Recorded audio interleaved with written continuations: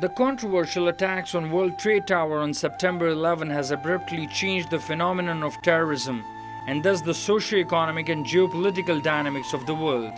The Bush administration first bullied the then military ruler of Pakistan, General Pervez Musharraf, and then gave him opportunity to legitimize its rule by joining the US's war on terror, as his predecessor General Zia-ul Haq did in 1980s.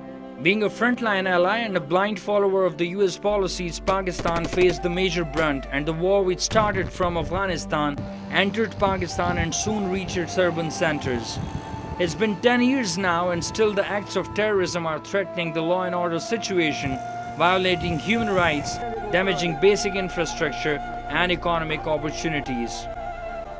According to Economic Survey 2010 and 11, Pakistan needs enormous resources to improve its economy, as war on terror has caused a loss of around $68 billion to the country in last decade and has deprived it of economic development and empowerment. The cost of war includes a loss of livelihood, destruction of infrastructure, capital flight, and hence the deterioration of overall economy.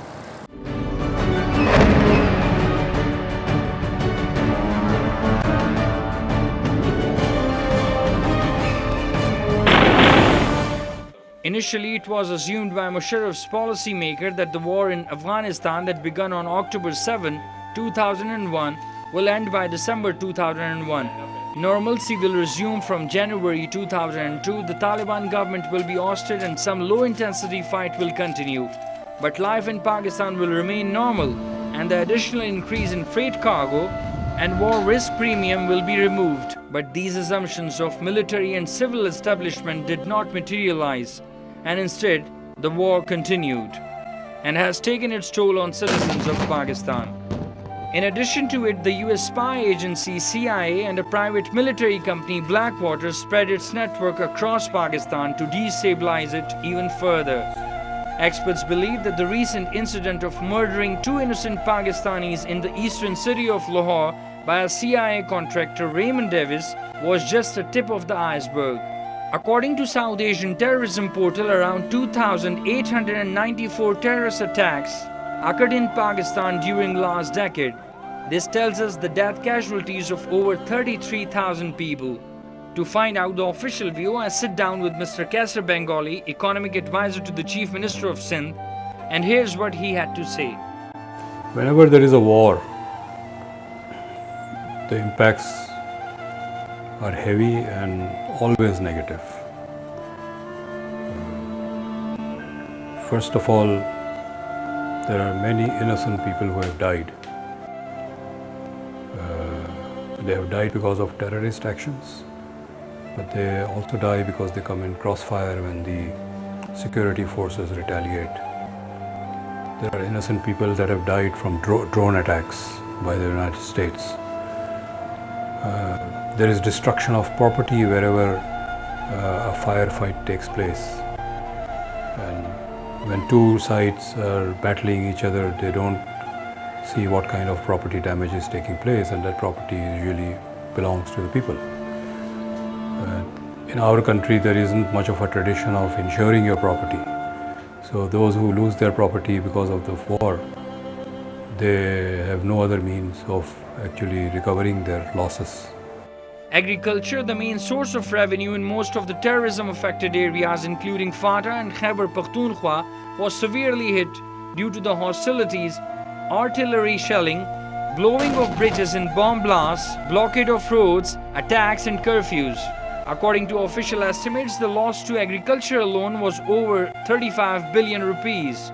The local media, citing Swat-based agricultural officials, has reported that 55 to 70% of the total fruit produce has gone waste. Tourism also fell prey to this war in the regions that are heavily dependent on it. Gilgit-Baltistan and Khyber Pakhtunkhwa are important destinations for tourists in Pakistan. According to government's own estimates, the hotel industry in Swat Valley has suffered a loss of 60 billion rupees from 2007 to 2009. There are business losses. Swat, for example, earned a large part of its economy was based on tourism. There were a whole lot of hotels there. For the last 2 years, or more hotels have done no business. Those who were employed in the hotels have been laid off, they lost their jobs. So, of course, the impact of a war is physical, economic, and social. As you realize, the terrorists attack schools. So, children, especially girls, women, they are deprived of education.